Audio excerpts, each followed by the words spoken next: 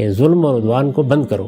یہ جانتے ہیں آپ کہ اسرائیل میں کیا ہوتا رہا ہے، کس طریقے سے بیچارے فلسطینی جو ہے وہ گھروں سے بے گھر ہوئے ہیں، کیا کر سکیں آپ؟ کشمیر میں اس وقت کیا صورتحال ہے؟ یعنی کوئی ستم ظلم کی انتہا ہو سکتی ہے؟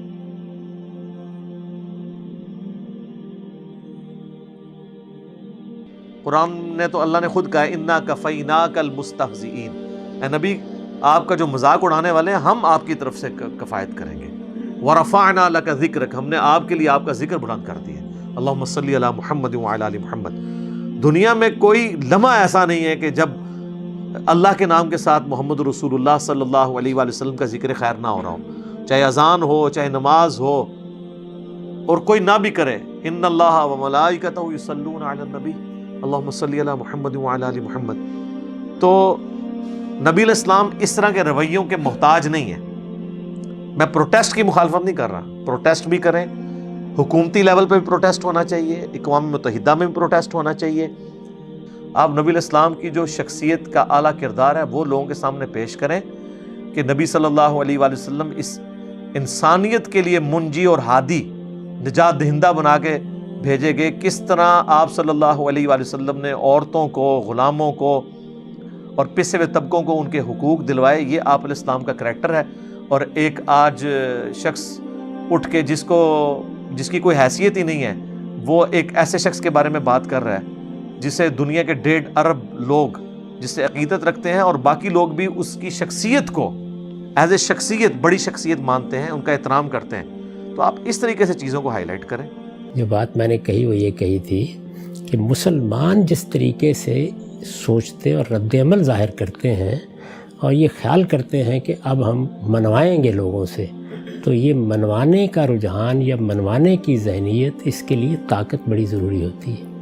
یعنی آپ طاقت کی پوزیشن میں ہیں تو پھر آپ کوئی اقدام کریں گے تو کسی قاعدے سے کریں گے۔ اس کی مثال اس طرح لیں کہ جو واقعہ امریکہ میں ہوا 9/11 کا واقعہ، اگر یہ خدا نخواستہ ہمارے ملک میں ہوتا اور اس واقعے کے لوگ امریکہ میں ہوتے تو ہم کیا کوئی اقدام کرنے کی پوزیشن میں تھے؟ لیکن امریکہ نے اقدام کیا نا۔ تو میں نے یہ عرض کیا تھا کہ لوگوں کے جذبات جو کچھ بھی ہوں، یہ دیکھنا چاہیے کہ آپ کس پوزیشن میں ہیں۔ اگر تو آپ ایک سپر پاور ہیں، آپ کے پاس طاقت ہے، تو پھر تو آپ اعلان جنگ بھی کر سکتے ہیں کسی موقع کے اوپر۔ حملہ میں نے بالکل نہیں کہا تھا، اعلان جنگ، یعنی آپ یہ کہتے ہیں کہ بھائی آپ بند کریں ان لوگوں کو، موقع ان کا یہ کس سطح پر اترے ہوئے لوگ ہیں، تو پھر تو کوئی بات بھی بنتی ہے۔ موجودہ صورتحال میں اگر آپ اس طرح کی باتیں کرتے ہیں تو صرف اپنی کمزوری کا اشتہار بنتے ہیں۔ چنانچہ آپ دیکھ لیں پچھلے 50 سال سے میں بھی دیکھ رہا ہوں، شعور کی عمر میں کتنے واقعات اس طرح کے ہوئے۔ سلمان رشدی کے واقعے کو دیکھ لیں، فرانس میں ہوئے اور بعض جگہوں کے اوپر ہوئے، ناروے میں ہوا، کیا کر سکے آپ؟ تو صورتحال کا ٹھیک اندازہ کرنا چاہیے، ورنہ صرف رسوائی ہوتی ہے، آپ اپنی عزت کھوتے ہیں۔ میں رسالت مآب صلی اللہ علیہ وسلم کی ہستی کو، آپ کی ذات والا صفات کو اس سے بہت بلند سمجھتا ہوں کہ اس کے لیے میں بھیک مانگوں، اس کے لیے میں یہ کہوں کہ عذراء کرم کوئی قانون سازی کر دیجئے، کوئی تحفظ فراہم کر دیجئے، اس کی کوئی ضرورت نہیں ہے۔ ہمیں جو تعلیم اللہ کی کتاب نے دی ہم اسی پر قائم رہیں گے، اور وہ تعلیم یہ ہے کہ اگر کچھ لوگ جہالت پر اتر آئیں تو آرزن الجاہلین، ان جاہلوں سے اعراض کر دیں، نظر انداز کر دیں۔ بالکل، یعنی اگر آپ نے کچھ کرنا ہے تو اس کے کرنے کا طریقہ یہ ہے کہ پہلے اپنے اندر یہ طاقت پیدا کریں۔ اس وقت تو صورت یہ ہے کہ جرم ضعیفی کی سزا مرگ مفاجات۔ اس وقت کیا کریں گے؟ نہ صورتحال کا صحیح اندازہ کرنا، نہ معاملات کو دیکھنا یا دنیا کہاں کھڑی ہے اس کا اندازہ کرنا، مخاطبین کس ذہنی کیفیت میں ہے نہ اس کو سمجھنے کی صحیح کرنا۔ یہ کتنی بار ہو چکا ہے، پہلی بار ہوا ہے یہ معاملہ؟ مجھے وہ نتیجہ بتا دیں کہ جو نکلا ہو، یعنی لوگوں کو مار دیا گیا پھر بھی کیا نتیجہ نکلا؟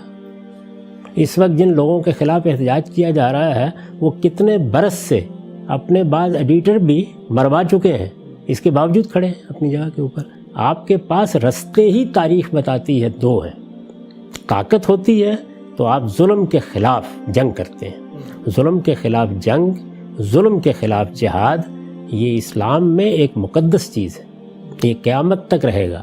کسی نے اگر آپ کے ساتھ ظلم و عدوان کا طریقہ اختیار کیا ہے تو اس کا یہ مطلب نہیں ہوتا کہ آپ چڑھ دوڑتے ہیں، یعنی آپ پھر اس زبان میں بات کرتے ہیں کہ ظلم اور عدوان کو بند کرو۔ یہ جانتے ہیں آپ کہ اسرائیل میں کیا ہوتا رہا ہے، کس طریقے سے بیچارے فلسطینی جو ہے وہ گھروں سے بے گھر ہوئے ہیں، کیا کر سکیں آپ؟ کشمیر میں اس وقت کیا صورتحال ہے؟ یعنی کوئی ستم ظلم کی انتہا ہو سکتی ہے۔ ہم لوگوں کو یہ کوئی 7-8 مہینے بسر کرنے پڑے ہیں قید میں کووڈ کی وجہ سے، کیا نتیجہ نکلا ہے؟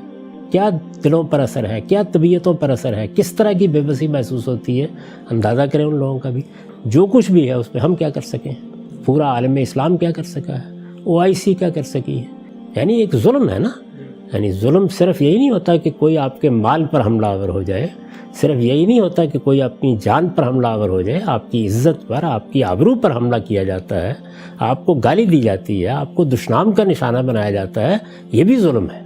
اور یہ ایک عام شخص کے ظلم کے بدلے میں بھی آپ کو اقدام کرنے کا حق رکھتے ہیں، لیکن سوال یہ ہے کہ کیا آپ اس پوزیشن میں ہیں؟ نہیں ہیں تو یہ بار بار کیا کرتے ہیں؟ یہ میری رسوائی ہے، یعنی اس کے سوا کچھ نہیں ہے۔ تو میں بہت دردمندی کے ساتھ یہ عرض کرتا ہوں کہ صرف 2 راستے ہیں، اپنے اندر طاقت پیدا کیجئے، جب وہ ہو جائے گی تو طاقت کی زبان میں بات کر لیجئے گا، کس کے خلاف؟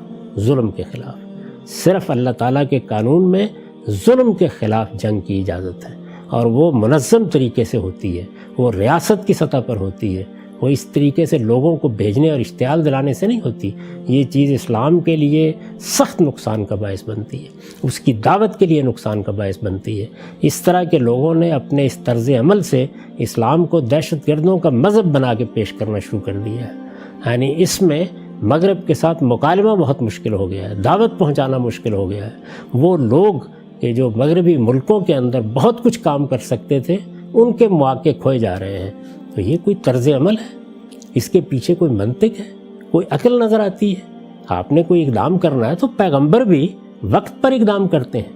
قرآن مجید صحابہ کرام کو کہہ رہا ہے مکے میں کفوا ایدیکم عن القتال، ابھی بند رہو اس معاملے میں، وقت آئے گا تو بتایا جائے گا۔ تو ظلم اور عدوان کے خلاف جنگ کی جا سکتی ہے، لیکن جب آپ کے پاس طاقت ہو، جب آپ اس سطح پر پہنچ جائیں کہ جہاں آپ کسی کو الٹیمیٹم دے سکیں، اپنی بات منوا سکیں، اور پھر عرض کر دوں کہ ظلم اور عدوان کے خلاف اس کے سوا جنگ کی اجازت نہیں ہے۔ تاہم جب یہ صورتحال نہ ہو تو پھر کیا کرنا چاہیے؟ پھر عارضاً الجاہلین، پھر قرآن مجید نے یہ بتایا ہے کہ جو آدمی جہالت پر اترا ہوا ہے اس سے منہ موڑو، اسے نظر انداز کر دو۔ اس کا بہترین جواب نظر انداز کر دینا ہے، وہ اپنی موت آپ مر جائے گا۔ پیغمبروں کا اسوہ یہ ہے کہ ان کے پاس طاقت ہوتی ہے تو وہ ظلم کے خلاف جنگ کرتے ہیں، جہاد کرتے ہیں۔ رسول اللہ نے کیا ہے، دوسرے پیغمبروں نے کیا ہے، قرآن نے اس کو بیان کیا ہے۔ اور اگر نہیں ہوتی تو وہ جاہلوں سے اعراض کرتے ہیں اور اپنی بات استدلال کے ساتھ کہتے رہتے ہیں۔ اس میں اللہ تعالیٰ نے بھی قرآن میں یہ کہا ہے کہ استہزاء کرنے والے، تضحیک کرنے والے، مذاق اڑانے والے، آپ کو ان کی جواب دینے کی کوئی ضرورت نہیں ہے، اللہ اس کے لیے کافی ہے۔ تو معاملات کو پھر اللہ پر چھوڑ دیا جاتا ہے۔ اللہ تعالیٰ نے تو اپنے پیغمبروں کو جب ان کے پاس طاقت نہیں تو قوموں کے عذاب کی تکلیف بھی نہیں دی۔ صالح کی قوم، لوط کی قوم، وہاں اللہ تعالیٰ کا فیصلہ آیا، یہاں بھی اللہ کا فیصلہ آ جائے گا اگر آپ صبر کے ساتھ اپنی بات کہیں، دعوت پیش کریں، قرآن کو بیان کریں، اللہ کی کتاب پہنچائیں، رسول اللہ کی سیرت بیان کریں، اور یہ بھول جائیں کہ کسی آدمی نے یہ حماقت کی ہے۔ وہ اپنی جہالت میں اپنی موت خود مر جائے گا، کوئی ضرورت نہیں اس پر کسی نوعیت کا رد عمل ظاہر کرنے کی۔